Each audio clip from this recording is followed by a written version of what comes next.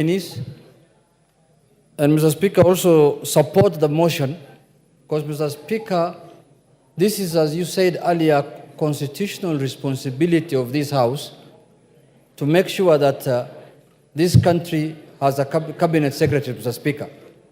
As you are aware, Mr. Speaker, previously, before this constitution, the President used to appoint cabinet ministers as he wishes and dismiss them as he wishes, Mr. Speaker.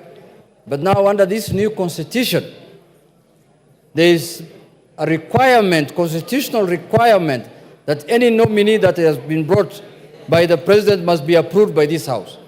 And today we are here, Mr. Speaker, exercising that constitutional mandate. And that's why I want to urge my colleagues to take this matter of the approval very serious, Mr. Speaker. The confirmation of cabinet nominees, Mr. Speaker, is not just a procedural, Mr. Speaker, formality, but it's a vital process that shapes the trajectory of the governance of our country, Mr. Speaker.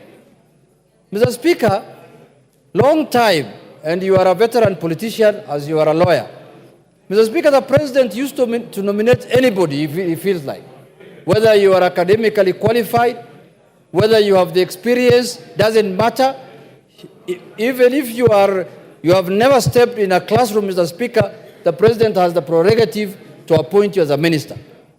But at this point in time in this country, Mr. Speaker, you will be nominated and Parliament will look at your suitability and whether you have the capacity to perform, Mr. Speaker.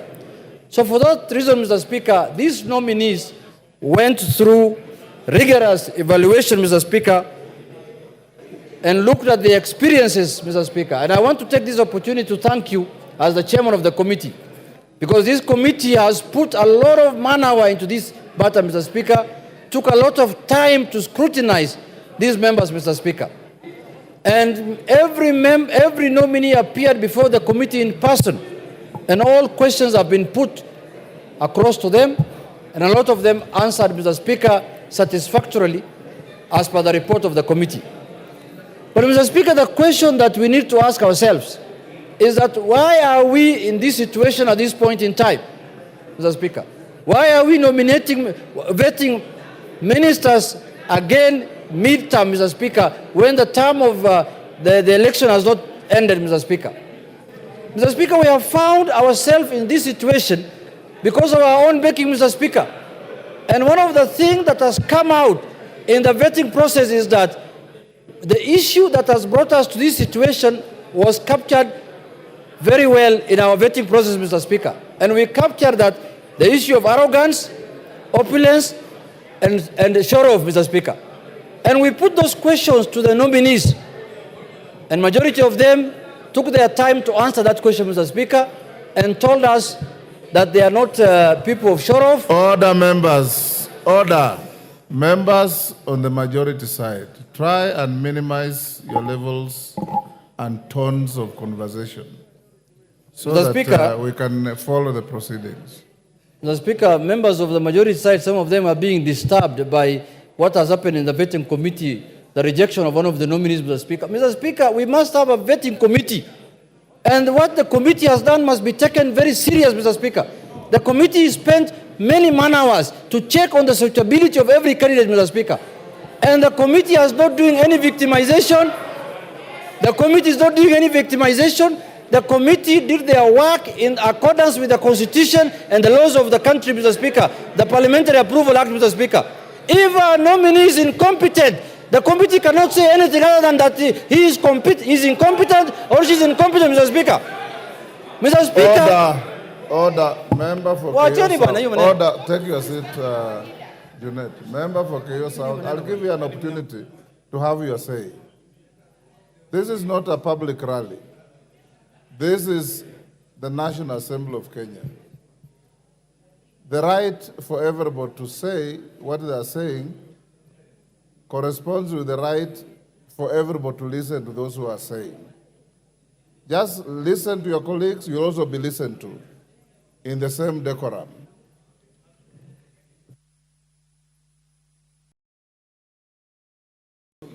Mr. Speaker, when we say as a committee that someone is not suitable for this job, We are not imputing any improper motive of that person, Mr. Speaker. We are just saying that person is not suitable for this job. He can do another job elsewhere, Mr. Speaker. And Mr. Speaker, we are not here in this National Assembly to defend and protect anyone. We are just here to say the truth as it is, Mr. Speaker. So, Mr. Speaker, I want to say that the committee found majority of the nominees to be suitable for the job they have been given. Mr. Speaker, it is this House that can hold people accountable. We cannot hold members accountable outside this House, Mr. Speaker. It is our constitutional mandate to hold people accountable here, Mr. Speaker. What is the point of sending someone to a job and after a year and 2 years again, you have to recruit again afresh, Mr. Speaker, like what is happening now, Mr. Speaker?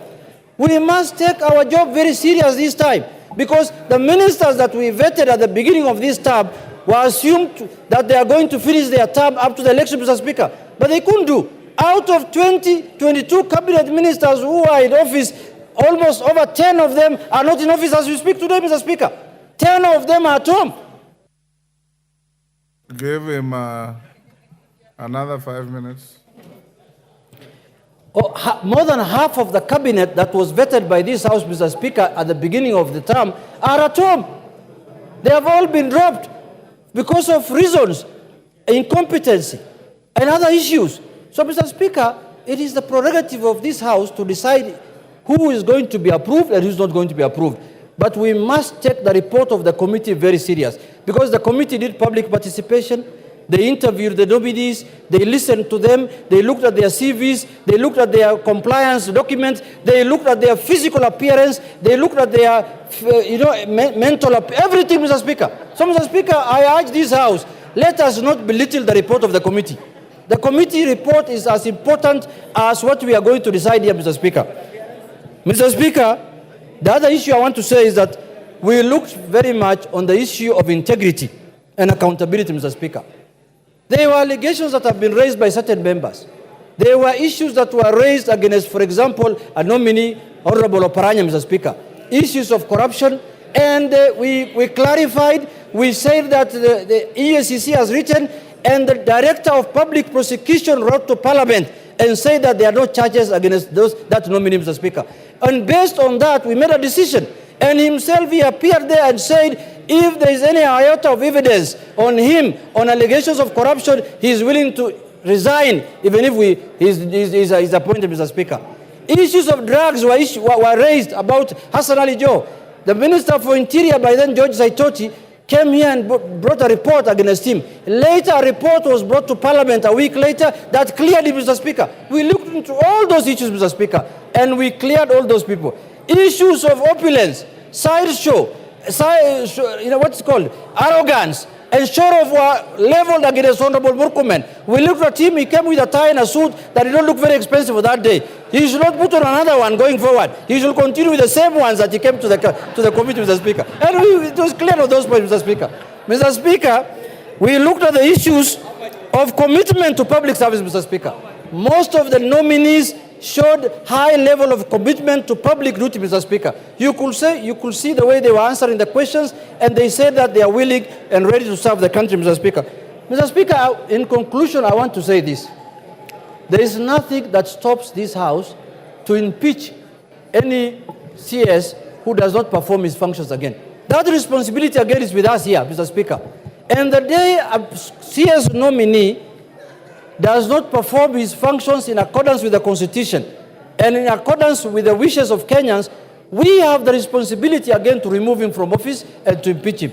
Lastly, Mr. Speaker, I want to urge the nominees that once you assume office, Mr. Speaker, kindly have in mind what Kenyans expect of you, Mr. Speaker.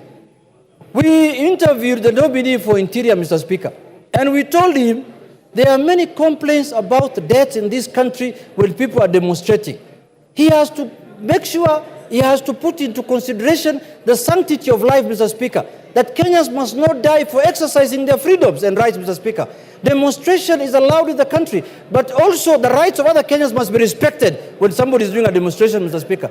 So we have looked at everything and everything that is possible, and we have concluded that 19 nominees are suitable for office. Mr. Speaker, what I am proud of today, Mr. Speaker, are my colleagues whom I was with them in the same party who have joined now the executive, Mr. Speaker.